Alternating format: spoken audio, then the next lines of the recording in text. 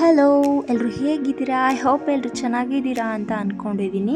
ಇವತ್ತಿನ ವ್ಲಾಗ್ ಬಂದು ನುಗ್ಗೆ ಸೊಪ್ಪು ಅಂದರೆ ಮೋರಿಂಗಾ ಲೀವ್ಸ್ ಅಂತ ಏನಂತಾರೆ ಅದ್ರ ಸಾಂಬಾರು ಮಾಡೋದು ಹೇಗೆ ಅಂತ ತೋರಿಸ್ಕೊಡ್ತಿದ್ದೀನಿ. ನುಗ್ಗೆ ಸೊಪ್ಪು ಯಾಕೆ ತಿನ್ನಬೇಕು, ಏನಕ್ಕೆ ಒಳ್ಳೆಯದು ಅಂತ ಅಂದರೆ ಹಾಲು ಉಣಿಸೋ ತಾಯಂದಿರು ಯಾರಿರ್ತಾರೆ ಬಾಣಂತಿಯರು ಅವ್ರಿಗೆ ತುಂಬ ಒಳ್ಳೆಯದು ಹಾಲು ಬರೋದಕ್ಕೆ. ಹಾಗೆ ಕೂದಲಿಗೆ, ಕಣ್ಣಿಗೆ, ಇನ್ನು ಹಲವಾರು ಕಾರಣಗಳಿಗೂ ನುಗ್ಗೆ ಸೊಪ್ಪು ತುಂಬಾ ಒಳ್ಳೆಯದು ಅಂತ ಹೇಳ್ಬೋದು. ನುಗ್ಗೆ ಸೊಪ್ಪಿನ ಸಾಂಬಾರು ಇಷ್ಟ ಇಲ್ಲದೆ ಇರೋರು ನುಗ್ಗೆ ಸೊಪ್ಪಿನ ಸೂಪ್ ಕೂಡ ಮಾಡ್ಕೊಂಡು ಕುಡಿಬೋದು. ಹೇಗೆ ಮಾಡೋದು ಅಂತ ನಾನು ನೆಕ್ಸ್ಟ್ ವಿಡಿಯೋದಲ್ಲಿ ಅಪ್ಲೋಡ್ ಮಾಡ್ತೀನಿ. ಇವಾಗ ಸಾಂಬಾರು ಹೇಗೆ ಮಾಡೋದು ಅಂತ ತೋರಿಸ್ಕೊಡ್ತೀನಿ ಬನ್ನಿ. ಮೊದಲಿಗೆ ಒಂದು ಕುಕ್ಕರ್ಗೆ ಈರುಳ್ಳಿ, ಬೆಳ್ಳುಳ್ಳಿ, ಟೊಮ್ಯಾಟೊ, ಒಂದು ಸ್ವಲ್ಪ ಹಸಿಮೆಣಸು ಹಾಕೋಬೇಕು. ನಾನಿಲ್ಲಿ ಬೇಳೆನ ನೆನೆಸಿಟ್ಕೊಂಡಿದ್ದೀನಿ. ನೀವು ಹಾಗೇ ಹಾಕೋಬೋದು, ನೆನೆಸಾದರೂ ಹಾಕೋಬೋದು. ನಾನು ನೆನೆಸ್ಕೊಂಡು ವಾಶ್ ಮಾಡಿ ಹಾಕೊಳ್ತಿದ್ದೀನಿ. ಆಮೇಲೆ ಇದಕ್ಕೆ ಸ್ವಲ್ಪ ಅರಿಶಿಣ, ಸ್ವಲ್ಪ ಜೀರಿಗೆ ಹಾಕ್ಕೊಂಡು ನೀರು ಕೂಡ ಹಾಕ್ಕೊಂಡು ಬೇಯೋದಕ್ಕಿಡ್ತೀನಿ.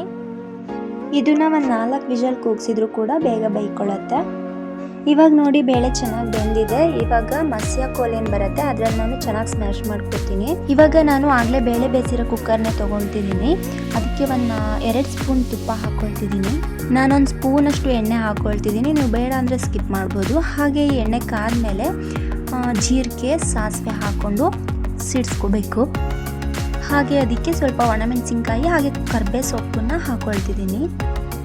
ಕರಿಬೇವಿನ ಸೊಪ್ಪು ಸ್ವಲ್ಪ ಫ್ರೆಶ್ ಆಗಿರೋದೇ ಹಾಕ್ಕೊಳ್ತಿದ್ದೀನಿ, ಯಾಕಂದರೆ ಘಮ ಚೆನ್ನಾಗಿ ಬರುತ್ತೆ. ಹಾಗಾಗಿ ಇವಾಗ ಒಗ್ಗರಣೆಗೆ ನಾನು ಆಗಲೇ ನುಗ್ಗೆ ಸೊಪ್ಪನ್ನ ವಾಶ್ ಮಾಡಿ ಇಟ್ಕೊಂಡಿದ್ದೆ. ಇವಾಗ ಅದನ್ನು ಹಾಕ್ಕೊಂಡು ಚೆನ್ನಾಗಿ ಫ್ರೈ ಮಾಡ್ಕೋಬೇಕು. ಹಸಿ ವಾಸನೆ ಎಲ್ಲ ಹೋಗಬೇಕು ಅದು. ಹಾಗೆ ಸ್ವಲ್ಪ ಡ್ರೈ ಆಗೋವರೆಗೂ ಫ್ರೈ ಮಾಡ್ಕೋಬೇಕು. ನೋಡಿ ಈ ಥರ ಫ್ರೈ ಆದರೆ ಸಾಕಾಗುತ್ತೆ. ಇದಕ್ಕೆ ನಾನು ಆವಾಗಲೇ ಏನು ಮಸ್ತಿ ಇಟ್ಕೊಂಡಿದ್ದೆ ಬೇಳೆನ ಅದನ್ನು ಹಾಕ್ಕೊಳ್ತಿದ್ದೀನಿ.